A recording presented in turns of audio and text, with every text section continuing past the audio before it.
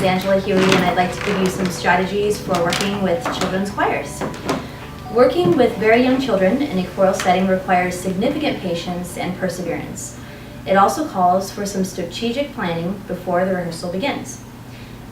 We will seek to provide those preparing to work with young children's choirs some broad advice in the form of an easily remembered acronym. WRAP. W is warm up, R is repeat, A is acclimate, and P is present.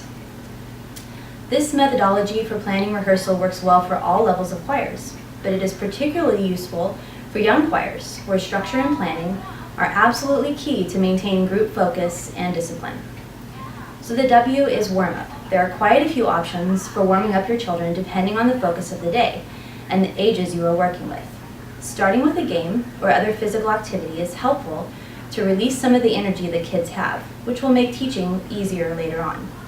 Avoid jumping right into any new concepts. If you are short on time, you can review first. Here are a few suggested activities suitable for ages 4 and up. Most activities can be made easier for slightly younger children as well.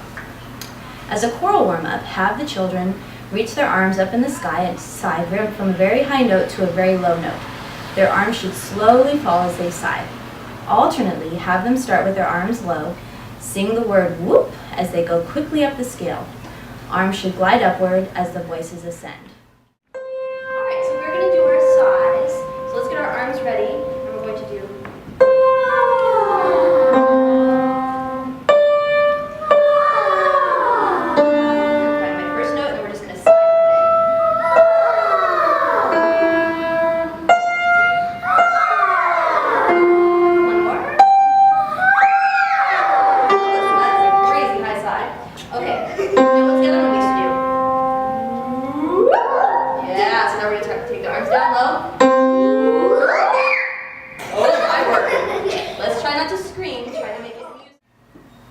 In order to encourage singing on pitch, have every child sing their name on the following notes: E, D, D, E, C, in the rhythm quarter, eighth, eighth, quarter, quarter. The rhythm can be revised as necessary depending on the number of syllables in the child's name. It is a good idea to start in the middle of the keyboard because you will find that some children don't know how to find high notes yet. They have to slowly be guided up the scale over time. Some children have a natural understanding of how to move the voice high and low. Your goal during this stage is to make sure that everyone feels confident singing alone. Do you remember the exercise where we did our names? Yeah! Yes! Who can demonstrate that for us? Alina, do you want to try it? Yeah.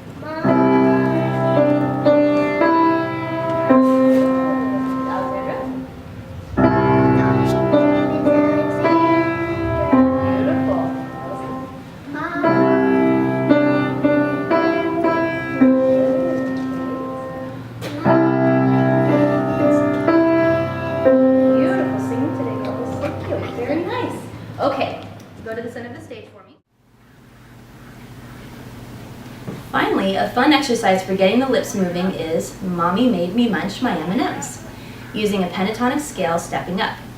Start slow and encourage the kids to go faster and faster, usually resulting in a lot of giggles. Let's do Mommy. Mommy made me munch my M&Ms, okay? Here we go. Mommy.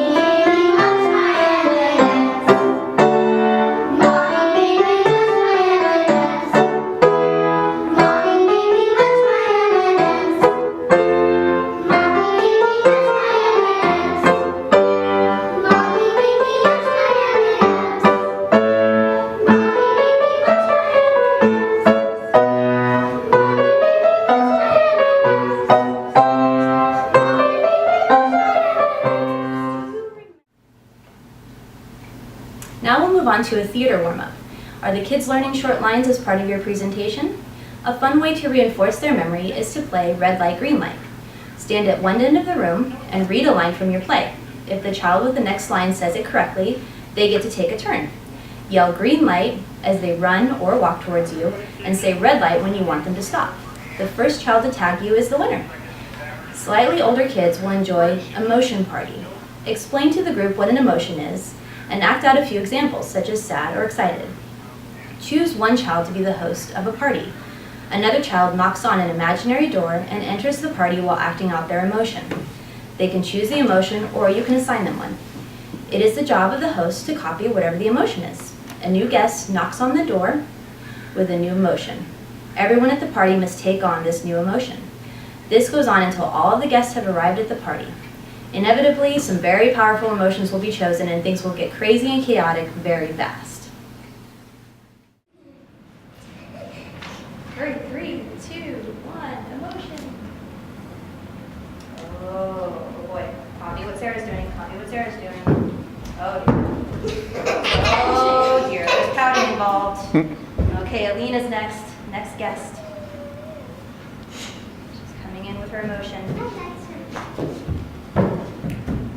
Ooh, what is that? Oh my word. She's telling the whole party to be quiet apparently. Okay, Ellison's next with an emotion.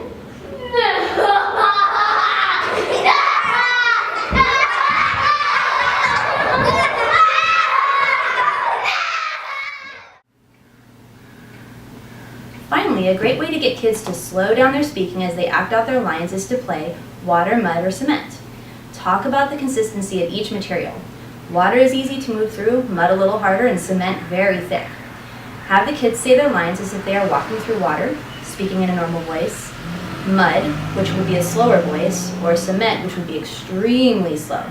This game will undoubtedly produce giggles as the kids beg to speak like cement and say their lines extremely slow. Later on, you can remind them to speak like mud and they will say the lines slower and with much more clarity. There are several games and warm-up books out there with tons of ideas. With a little imagination, it's easy to come up with your own. During the warm-up, allow for some chaos. Keep the group moving in the right direction, but welcome their creativity and energy. A little chaos now will give you the power to ask for control later on. The kids will come to understand when they can cut loose and when they're expected to focus. R is for repeat. The success of repetition is not age-specific. We all improve by doing things until they are internalized. What did you teach your child or group of children during the last rehearsal? Repeat it again and again and again and once more again. Two things will be accomplished by spending this time each rehearsal. One, you will be sure that what you are teaching is being retained, and two, repetition will lead to competence, which kids thrive on. It feels good to do something really well, and kids pick up on that right away. You can do it, put your mind to it, and bam, you can make it, you'll get through it, you will get out of this jam. You can do it, you can make it, you'll get through it, you can make it, you can do it. Right, Sarah, can you stand up, please? Okay, here we go. All three of you guys together. Pour down, please. Pour down.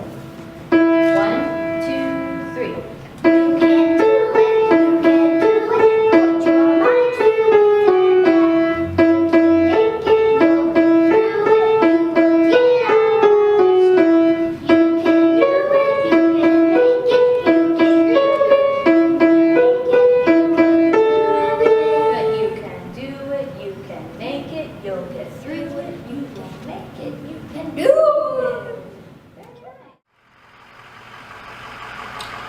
If there is a particular passage that is not getting learned correctly, resist the urge to keep hammering away at it. Often, leaving it alone, going on to something else, and then coming back to the passage in question does miracles. Consider structuring a rondo rehearsal, where A is the offending passage, and you return to it for short bursts many times. That is to say, A, B, A, C, A, D, A. The next letter in our acronym is A for acclimate. What concepts do you want to instill in your children? Organize your list in a way that builds upon each previous concept. For example, start the first lesson with quarter notes and half notes. A good way to make music fun at this age is to tell a story. A fictional place called Music Village is home to Katie Quarter Note and Henry Half Note. In just a few minutes, you can easily come up with a basic storyline detailing an adventure the two notes share. Use felt to create the notes, glue on googly eyes and some silly hair. Make each note very different in their facial features so that they are easily discernible from one another. Cover pieces of plywood with white felt. Create a few extras like sun, trees, birds, house, etc. Whatever you need to tell your story. Explain what a quarter note and half note sound like within the story, i.e., Katie quarter note walked down the road taking one step at a time.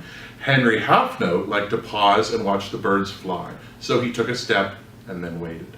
Then have the kids copy the rhythms. This is a good time to get up and move. Clap, walk, slap knees, use instruments, or have the kids come up with a way to express the rhythm. For Katie quarter note, step, step, step, step. For Henry half note, step, wait, step, wait, step, wait. Finally, once the story and rhythm lessons are finished, introduce a song. For example, Twinkle Twinkle, which is made up of quarter and half notes. Teach the rhythm by clapping, then teach the corresponding notes. Working one phrase at a time teaches questions and answers while breaking up the song into manageable bits. If you give worksheets to do at home, a copy of the song can be handed out. Children can be instructed to circle all the Katie quarter notes in red or all the Henry half notes in blue. After you've told a few stories at meetings, give the kids a quiz. They will not only remember the concepts, but the names of the characters as well. Don't be surprised if they ask for more stories.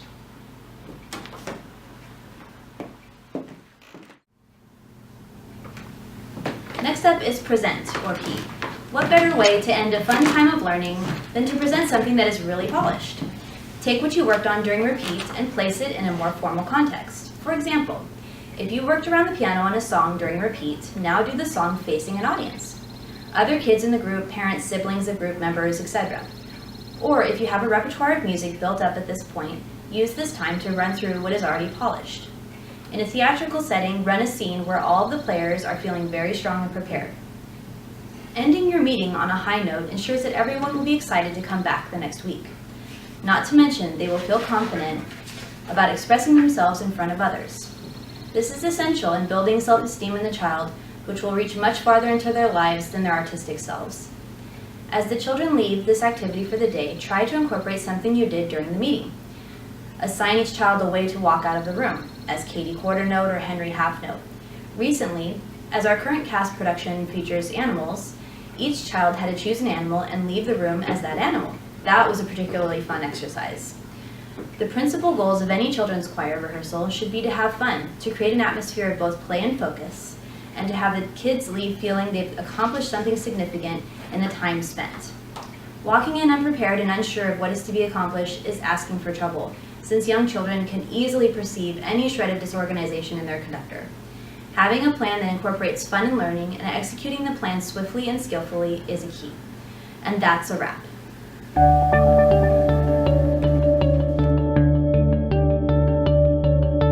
Thanks for listening to this Imagine podcast produced in 2013.